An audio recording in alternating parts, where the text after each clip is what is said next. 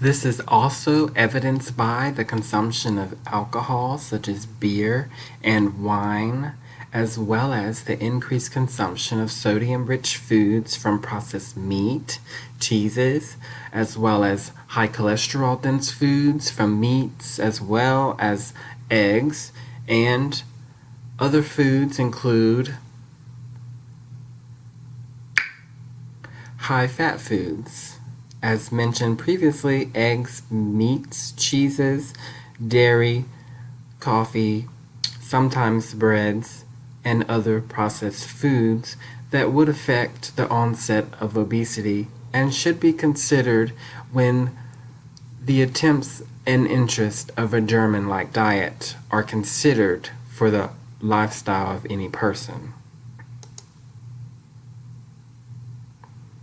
Thank you so much for viewing my presentation. Have a happy and healthy day.